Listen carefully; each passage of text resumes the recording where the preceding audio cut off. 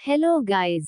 तो चलिए बिना देरी किए शुरू करते हैं कहानी का आज का एपिसोड।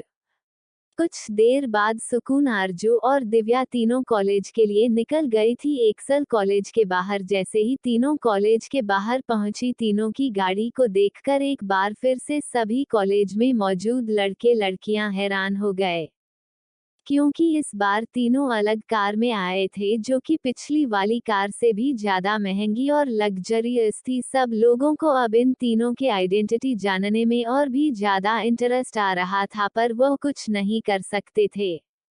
वही तीनों लड़कियां बिना किसी पर ध्यान दिए एटीट्यूड से चलती हुई सीधा गेट से अंदर आई। अंदर कई सारे स्टूडेंट पहले से ही मौजूद थे। कल जहां पर 5 स्टार ग्रुप रैगिंग कर रहा था, आज वहां पर सभी कुछ शांत नजर आ रहा था। ये देखकर सुकून की आंखों में एक चमक आ गई और होठों पर गहरी मुस्कुराहट। वह क्यूट सी स्माइल देते हुए लगातार चारों तरफ देखते हुए अंदर जा रही थी। उसकी स्माइल देखकर किसी को भी यकीन नहीं हो रहा था कि यह वही लड़की है जिसने कल एक हड्डी कटे लड़की को पटक पटक के मारा था।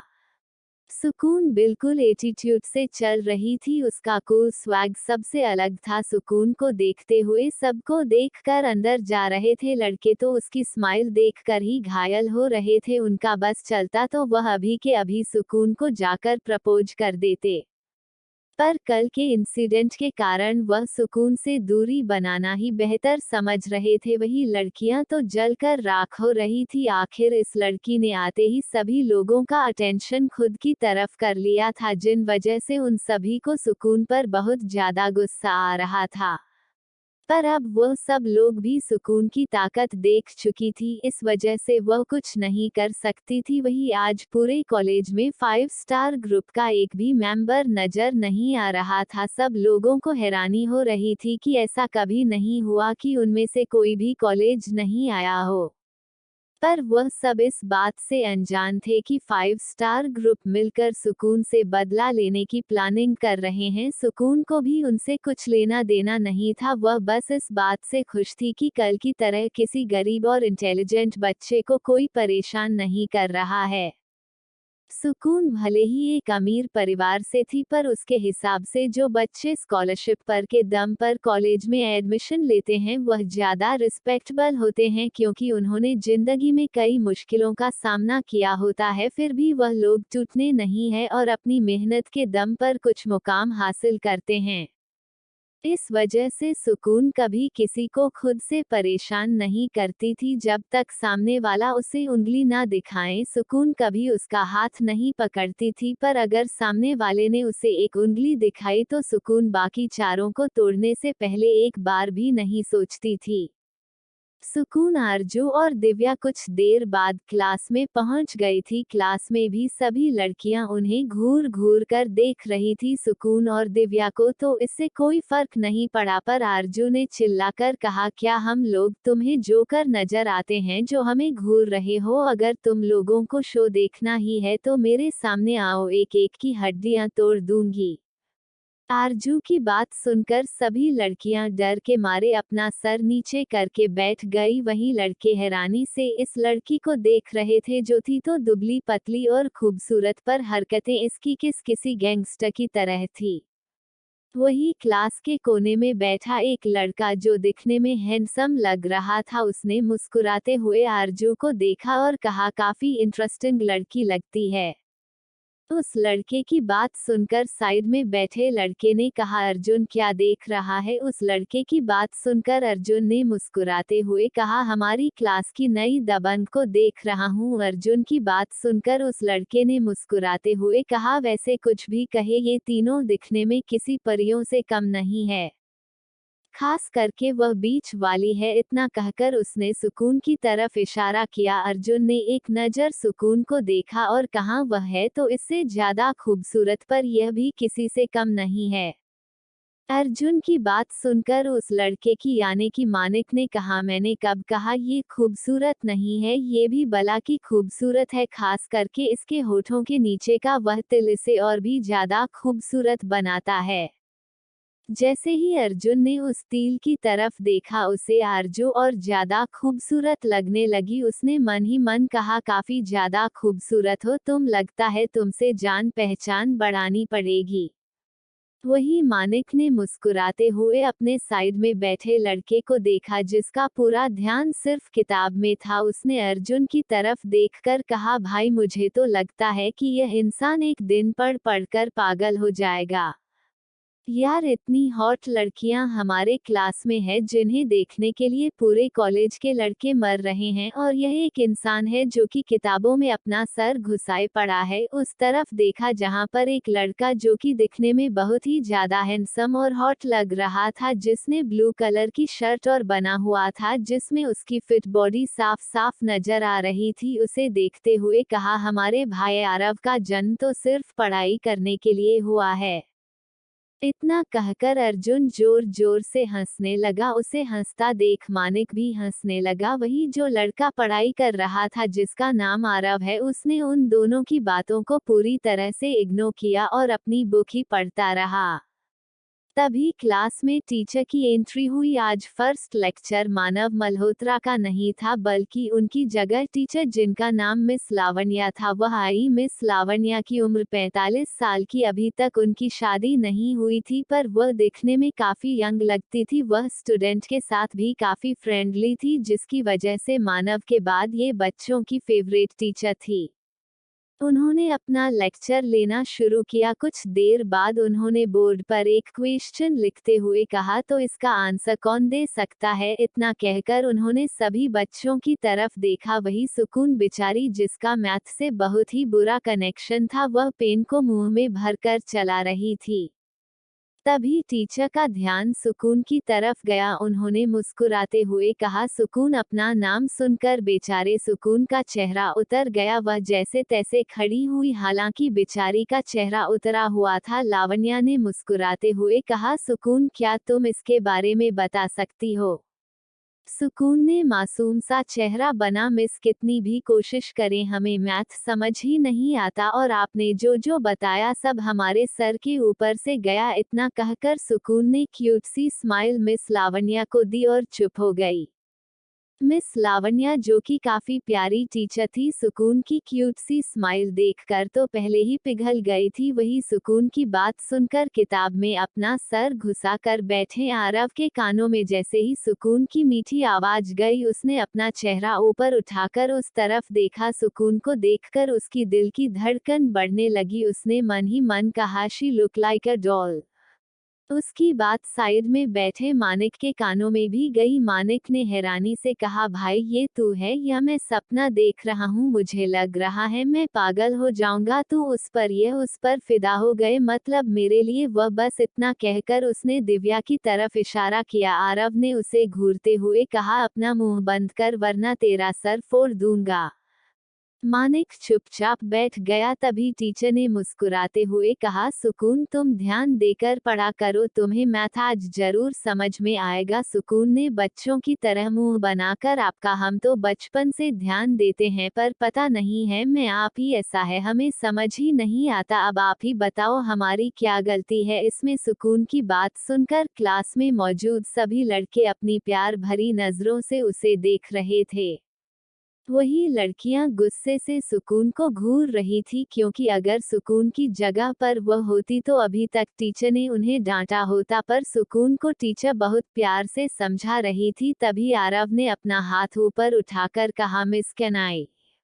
मिस लावण्या ने आरव की तरफ देखकर मुस्कुराते हुए कहा, आरव हो, मुझे पता है अगर इस सवाल का जवाब क्लास में कोई दे सकता है तो वह सिर्फ तुम हो। मिस लावण्या की बात सुनकर आरव ने मुस्कुराने लगा। आरव ने मुस्कुराते हुए सवाल का जवाब एक्सप्लेन किया, जिसे सुनकर क्लास के सभी लोग हैरान हो गए।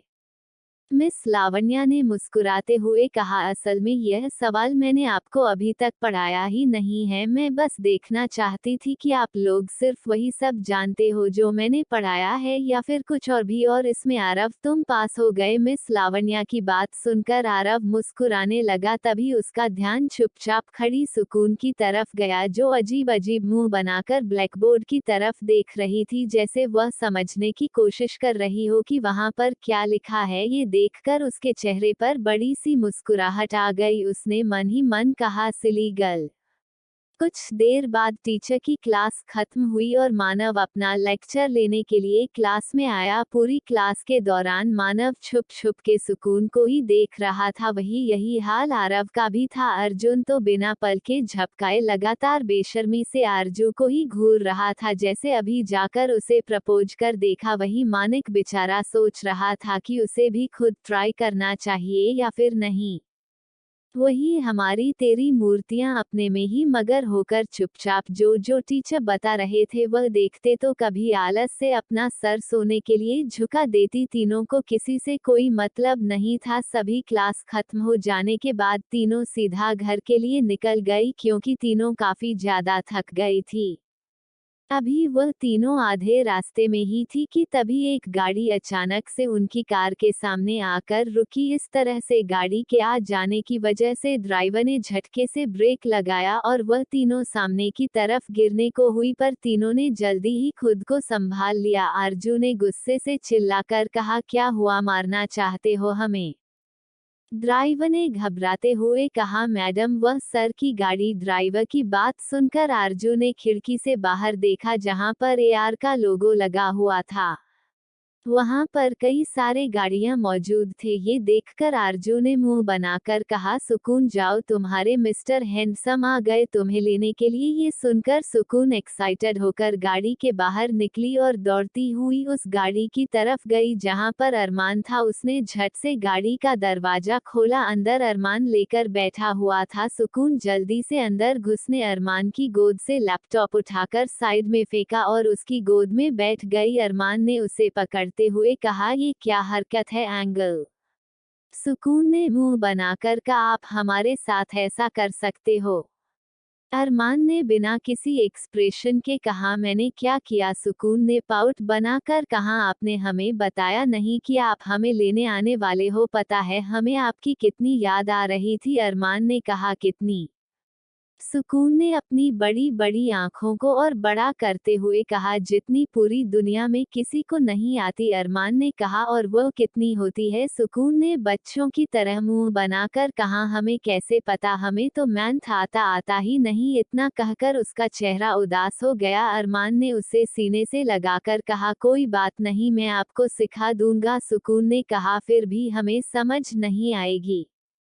ड्राइवर गाड़ी राठौड़ मिशन की तरफ घुमा चुका था। वही आरजू और दिव्या भी अपनी गाड़ी से राठौड़ मेंशन के लिए निकल रही थी। गाड़ी में अरमान आज बिल्कुल शांत था। सुकून हमेशा की तरह अपनी बातों को अरमान से शेयर कर रही थी। अरमान भी चुपचाप अपनी एंजल की मीठी आवाज सुन रहा था। उसके लिए ये दुनिया का सबसे अच्छा काम था।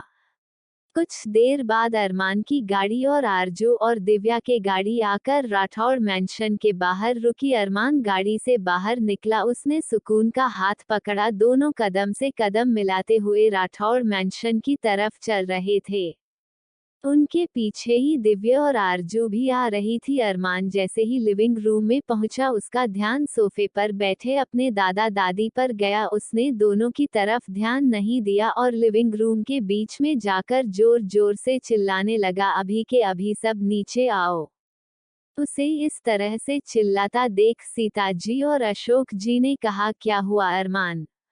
अरमान ने उन दोनों की तरफ अपनी पैनी नजरों से देखा पर कुछ नहीं कहा। वही सुकून भी हैरानी से अरमान को देख रही थी। अरमान ने सुकून का हाथ कस के पकड़ा हुआ था। दिव्या और आरजू भी ये देखकर हैरान थी कि आखिर अरमान ये क्या कर रहा है। तभी सभी लोग नीचे आ गए। आरती, साक्षी, ओम, कबीर, मनन, ममता, रेहान, राहिल, अनन्या, सभी लोग नीचे आ गए थे। आहिल भी ऑफिस से आ गया था। वह भी आकर अरमान के साइड में खड़ा हो गया। उसने दिव्या का हाथ पकड़कर अपनी तरफ खींचा। इस वक्त दोनों भाई दिव्या और सुकून का हाथ पकड़कर लिविंग रूम के बीच में खड़े थे। सबको कुछ समझ नहीं आ रहा था। तभी वहां पर अरमान की गुस्से से भरी आवाज सुनाई दी, आपकी हिम्मत कैसे हुई मेरी एंजल को पूछने की कि वह क्यों इस घर में बार बार आती है?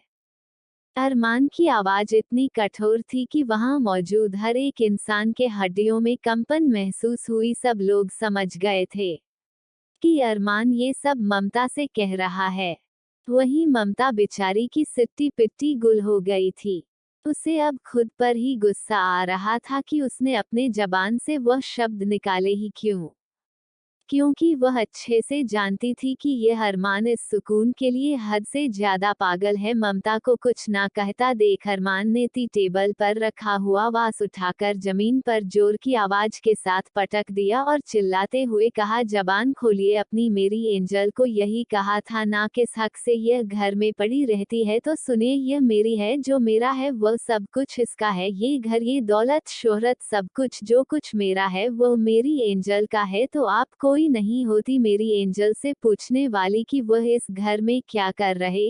शी इज माई क्वीन, और मैं ये कभी नहीं सहन करूंगा कि कोई मेरी क्वीन की डिसरिस्पेक्ट करे, चाहे वो कोई भी क्यों ना हो। तो अगली बार से यह बात अपने दिमाग में बसा लीजिए कि आपके जबान से कुछ भी गलत शब्द निकले तो आप अगले दिन इस घर से बाहर दिखाई देंगी। और यह मेरी कोरी धमकी मत समझना, क्योंकि जो मैं कहता हूँ वह मैं करके दिखाता हूँ।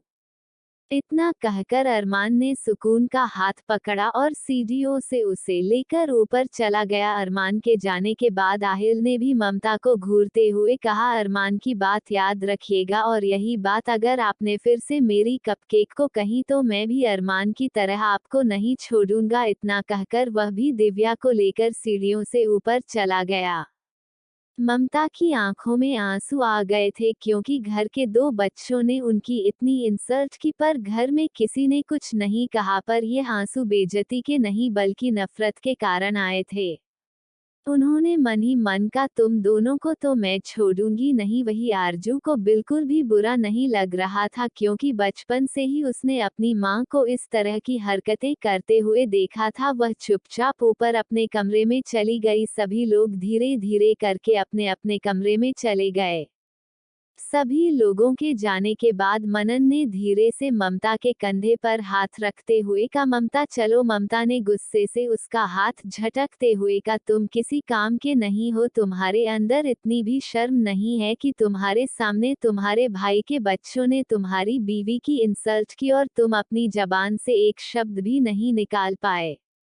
ममता की बात सुनकर मनन ने कहा, पर गलती तुम्हारी थी। ममता ने कहा, मेरी क्या गलती थी, आखिर वह है कौन इस घर की जो सब लोगों को उसकी इतनी कदर है, और मैं इस घर की छोटी बहू हूँ, फिर भी मेरी हैसियत किसी नौकर से कम नहीं है। इतना कहकर ममता गुस्से से सीढ़ियों से ऊपर अपने कमरे में सोई थी।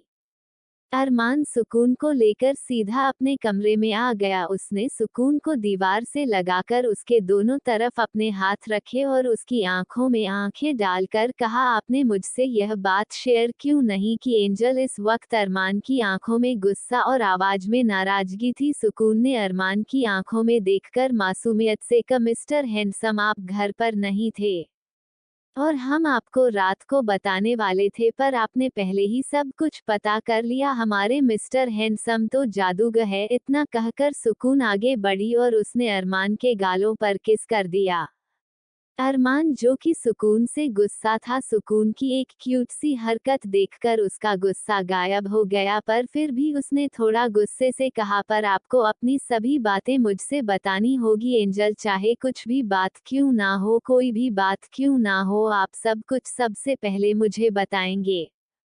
सुकून ने अपनी बड़ी बड़ी आंखों को टिमटिमाते हुए कहा, हम आपको तो सब कुछ बताते हैं मिस्टर हैंडसम, आप तो हमारे क्यूटी क्यूटी मिस्टर हैंडसम हो, खुद के लिए क्यूट। सुनकर अरमान ने सुकून को घूरते हुए कहा, अब ये कौन सा नया तरीका है मुझसे बात करने का। सुकून ने अरमान के गालों पर किस करते हुए, आप बहुत ज्यादा क्यूट हो मिस्टर हैंडसम। इतना कहकर सुकून छोटे बच्चों के अरमान के गालों को खींचने लगी। अरमान बुरी तरह से सुकून को घूर रहा था। ये देखकर सुकून ने अपने दांत चमका दिए। अरमान ने सुकून को घूरते हुए कहा, अब ये सब हरकतें करना छोड़ो और मुझे बताओ कि कल आप फ्रेशर्स पार्टी के लिए क्या पहनने वाली हो। सुकून ने अपनी बड़ी बड़ी आंखों को टिमटिमाते हुए अरमान से कहा, पर हमें तो अभी तक नहीं बताया गया है मिस्टर हैंडसम।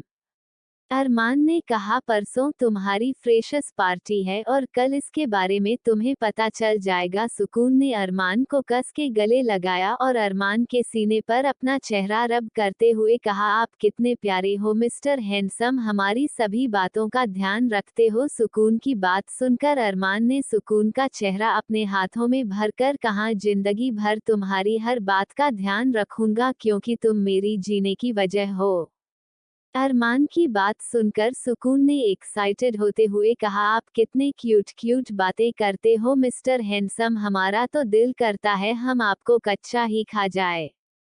अरमान ने सुकून के गालों को खींचते हुए कहा, और यह सब बातें आपने कहाँ से सीखी? सुकून ने अपनी जीभ दांतों के नीचे दबाकर कहा, वह ना मिस्टर हैंडसम, हमने एक सीरियल देखी थी, उसमें ना हमारे जैसे क्यूट हीरोइन थी और आपके जैसा हैंडसम हीरो था। हीरोइन ऐसे ही हीरो के साथ फ्लर्ट करती थी, इसलिए हम भी कर रहे हैं। इतना कहकर सुन ने अपने छोटे छोटे हाथों से अपना चेहरा छुपा लिया। सुकून की यह प्यारी सी हरकत देखकर अरमान के चेहरे पर मुस्कुराहट आ गई। ये लड़की इकलौती थी दुनिया में जो अरमान राठौड़ को मुस्कुराने पर मजबूर कर सकती थी। अरमान ने सुकून को गले लगाया और उसके माथे पर किस करते हुए, आप इस तरह से अपना समय बेफिजूल की सीरियल देखकर खराब नहीं कर सकती, आपको पढ़ाई पर फोकस करना है। अगर इस बार आपके ग्रेड्स अच्छे नहीं आए तो आपको बाहर का एक दिन भी खाने को नहीं मिलेगा। अरमान की बात सुनकर सुकून ने बच्चों की तरह मुंह फुलाकर कहा, पर मिस्टर हैंडसम, पहले ही आप हमें महीने में सिर्फ 2 बार बाहर की चीजें खाने देते हो, और अब अगर आपने एक बार भी नहीं दिया तो हमारा क्या होगा? मिस्टर हैंडसम, हमारा छोटू टमी तो बुरा मान जाएगा, फिर हम क्या करेंगे? इतना कहकर सुकून ने मासूम सा चेहरा बनाकर अरमान को देखा, पर अरमान ने उसे घूरते हुए कहा, अगर आपको बाहर की चीजें 2 बार भी नहीं चाहिए महीने में तो पढ़ाई पर बिल्कुल ध्यान मत देना। और अगर आपको चाहिए तो अच्छे से पढ़ाई करो, क्योंकि अगर आपके ग्रेड कम आए तो इस बार मैं आपको अच्छी खासी पनिशमेंट दूंगा। अरमान की बात सुनकर सुकून गुस्से से अपने पैर पटकते हुए जाकर आरती पालती मारकर बेड पर बैठ गई। उसने पीलो को अपनी गोद में रखा और उस पर अपनी कोहनी टीका कर चेहरा हाथों में भरकर अपने क्यूट क्यूट गालों को बड़ा बड़ा फुला लिया, जिससे वह क्यूट से छोटे से खरगोश के बच्चे की तरह लग रही थी, जिसके साथ किसी ने बहुत बड़ी नाइंसाफी कर दी हो। अरमान ने सुकून की तरफ एक नज़र देखा और उसे इग्नोर करते हुए सीधा बाथरूम में चला गया। वहीं खुद को इग्नोर होता देख सुकून का चेहरा और भी ज्यादा फूल गया। उसने गुस्से से उस कुशन पर अपने छोटे छोटे हाथों से मुक्के मारते हुए कहा, गंदे मिस्टर हैंडसम, हमें मनाया भी नहीं। इतना कहकर सुकून में पीलो को साइड में रखा और बेड पर पूरी सर से लेकर पांव तक चद्दर से खुद को कवर करके सोने का नाटक करने लगी। वहीं जब अरमान बाथरूम से बाहर आया तब उसने नॉर्मल टी शर्ट और पजामा पहना हुआ था, जिसमें वह काफी कूल और हैंडसम लग रहा था। उसके बाल गीले थे जो कि माथे पर बिखरे हुए थे। अरमान ड्रेसिंग टेबल के सामने जाकर अपने बालों को सुखा रहा था। वही सुकून ने धीरे से अपना सर बाहर निकालकर एक नज़र अरमान को देखा। अरमान को देखते ही उसकी बड़ी बड़ी आंखें तारों की तरह चमकने लगी। उसने अपनी आंखों को टिमटिमाते हुए कहा, हाय हमारे मिस्टर हैंडसम, कितने हॉट लग रहे हैं। अब हम क्या करें, हम तो उनसे गुस्सा है, पर हमें तो इनके पास भी जाना है। सुकून बेचारी अपनी ही कश्मकश में थी। वही अरमान मिरर से सुकून की हरकतें देखकर खुद को मुस्कुराने से नहीं रोक पा रहा था। उसने जानबूझकर सुकून को उकसाने के लिए अपने बालों को जोर से झटका, जिससे और भी ज्यादा हॉट और सेक्सी लगने लगा। बेचारी सुकून खुद को कंट्रोल नहीं कर पाई। उसने झटके से अपनी चद्दर उठाकर साइड में फेंक दी और अपने धीरे धीरे कदम अरमान की तरफ बढ़ाने लगी। उसे तो लग रहा था कि अरमान को इस बारे में पता ही नहीं है। इस बात से अनजान कि अरमान के चेहरे पर सुकून की हरकत देखकर बड़ी सी मुस्कुराहट आ गई थी। अरमान के लिए सुकून की यही मासूमियत और बचकानी हरकतें मुस्कुराने की वजह दे। सुकून अचानक से पीछे से जाकर अरमान के गले लग गई। उसने अरमान के सीने पर अपने हाथों की पकड़ कसते हुए कहा, मिस्टर हैंडसम, आप कितने हॉट लग रहे हो। आप ना जब भी बाहर जाओगे तब आप काला टीका लगाकर जाना, क्योंकि आपको अगर किसी की नज़र लग गई तो वही अरमान जो मुस्कुराते हुए सुकून के हाथों को कस के पकड़े हुए था। सुकून की बात सुनकर उसकी आईब्रोज आपस में सिकुड़ गई। उसने मन ही मन कहा, ये लड़की यह बेफिजूल की बातें सीखती कहाँ से हैं। अरमान ने सुकून के हाथों को पकड़कर उसे अपने सामने खड़ा किया और उसके दोनों हाथ अपने कंधे पर रखकर उसे कमर से पकड़कर खुद के करीब खींचते हुए कहा, क्या कहा आपने? सुकून ने मासूमियत से अपनी आंखों को टिमटिमाते हुए कहा, मिस्टर हैंडसम, आप काफी हॉट और सेक्सी हो। बाहर की सभी बुरी लड़कियां आपको नजर लगाएंगी, इसलिए आप काला टीका लगाकर बाहर जाया करो। सुकून की बात सुनकर अरमान ने उसके नाक को खींचते हुए, और आपको ये बेफिजूल बातें किसने सिखाई? सुकून ने बड़ी सी मुस्कुराहट के साथ, हमारी मम्मा जब हम छोटे बेबी थे तब हमें काला टीका लगाती थी, क्योंकि हम बहुत ज्यादा क्यूट हैं ना। अभी भी हम बहुत ज्यादा क्यूट है, पर अब सुकून स्ट्रांग हो गई है, इसलिए सुकून को कोई नजर नहीं लगाता। पर आप तो क्यूट हो ना मिस्टर हैंडसम, आपको अगर किसी ने नजर लगा दी तो फिर हमारा क्या होगा? अरमान अपने सामने खड़ी दुनिया की सबसे इनोसेंट और बेवकूफ लड़की को देख रहा था, जो अजीबोगरीब बातें करने से पहले एक बार सोचती भी नहीं थी। सुकून उसका कंपैरिजन एक छोटे बच्चे से कर रही थी। उसने सुकून को घूरते हुए कहा, क्या मैं आपको छोटा बच्चा नजर आता हूँ? सुकून ने अपनी बड़ी बड़ी आंखों को टिमटिमाते हुए कहा, आप छोटे बेबी नहीं हो, पर आप उनसे भी ज्यादा क्यूट हो मिस्टर हैंडसम। बार बार खुद के लिए क्यूट सुनकर अरमान ने गुस्से से कहा, मैं क्यूट नहीं हूँ। आप मुझे हैंडसम कह सकती हो पर क्यूट नहीं। सुकून ने अपने गालों को फुलाते हुए कहा, पर आप क्यूट हो मिस्टर हैंडसम। अरमान ने सुकून की आंखों में आंखें डालकर घूरते हुए कहा, मैंने कहा ना, आप मुझे क्यूट नहीं कह सकती। सुकून ने हार मानते हुए कहा, ठीक है, नहीं कहेंगे अब आप। पहले बताओ, आप काला टीका लगाकर जाओगे या नहीं? अगर गंदी लड़कियों ने आपको नजर लगा दी तो हमारा क्या होगा? सुकून की बात सुनकर अरमान ने सुकून की आंखों में आंखें डालकर देखते हुए कहा, कोई मुझे आंख उठाकर देखने के काबिल नहीं है। एंजल, इस दुनिया में सिर्फ एक लड़की है जो मुझसे किसी भी तरह से बात करती है, मेरी आंखों में आंखें डालकर बात कर सकती है और मुझ पर अपनी नजरें रख सकती है, और ये हक मैंने सिर्फ आपको दिया है, किसी और को ना कभी दूंगा, और ना किसी और की इतनी हिम्मत और औकात है कि वो मुझे देखती सके। अरमान की बात सुनकर सुकून न खुशी से अरमान की आंखों में देखते हुए कहा, सच्ची मिस्टर हैंडसम?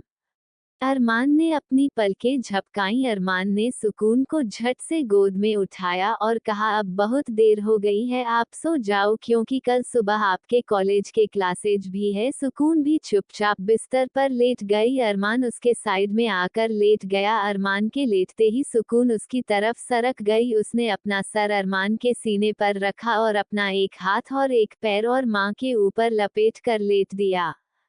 अरमान सुकून के सर को सहलाते हुए एक तक सीलिंग को घूर रहा था। उसकी आंखें इस वक्त डार्क नजर आ रही थी। यह अरमान सुकून के साथ थोड़ी देर पहले प्यार से बात करने वाले अरमान से बिल्कुल अलग था। अरमान सीलिंग को घूरते हुए एक तक कुछ सोच रहा था। अरमान ने अपनी आंखें कसके बंद की और मन ही मन कहा, अब हमारे दुश्मन हमारे सामने खुलकर आने वाले, एंजल जिसके लिए आप पूरी तरह से तैयार। इतना सोचकर अरमान के चेहरे पर जहरीली मुस्कुराहट आ गई। उसने सुकून के माथे पर किस किया और देखा सुकून आराम से उसे कस के पकड़कर सो गई थी। अरमान ने सुकून को गले लगाया और वह भी सो गया। अगली सुबह राठौड़ मेंशन सभी लोग ब्रेकफास्ट करके अपने अपने काम के लिए चले गए थे। दिव्या आज वापस जोशी विला जाने वाली थी, जिस वजह से आहिल उसे छोड़ने के लिए कॉलेज अलग से गया था। सुकून और आरजू अपनी अपनी कार से निकल गई थी। अरमान आज भी सुकून को छोड़ने के लिए नहीं गया था। इस बात से सुकून नाराज भी हुई थी, पर बाद में वह मान गई थी। अरमान क्यों सुकून को छोड़ने नहीं जा रहा था, इस बात का पता तो सिर्फ अरमान को ही था। कुछ देर बाद तीनों अपनी क्लास में बैठी हुई थी। आज तीनों फर्स्ट बेंच पर बैठी हुई थी। सुकून हमेशा की तरह पढ़ाई पर ध्यान देने की कोशिश तो कर रही थी, पर बेचारी का मन नहीं लग रहा था। आखिर में उसने गुस्से से कहा, आरजू ये पढ़ाई करते क्यों हैं, हमें तो बिल्कुल बोरिंग लगती है। आरजू ने मुस्कुराते हुए कहा, तुम जरा ये बात भाई से पूछ कर देखना प्रिंसेस, फिर भाई तुम्हें बताएंगे कि पढ़ाई क्यों करते हैं। क्योंकि मुझे भी पढ़ाई करने में कोई इंटरेस्ट नहीं है, मुझे तो जबरदस्ती पढ़ाई करवाई जा रही है। हाँ, अगर कोई मुझसे 2-4 लोगों की हड्डियां तोड़ने को कहीं आराम से कर दूंगी, पर यह पढ़ाई तो मुझसे नहीं होती। इतना कहकर आरजू ने अपने दोनों हाथ हवा में लहराए। वही अर्जुन, जो कि आज हमेशा से अलग थोड़ा सामने बैठा हुआ था, आरजू को इस तरह से हरकत करता देख उसने कहा, हाय मेरी फुलझड़ी हवा में उड़ने की तैयारी कर रही हैं।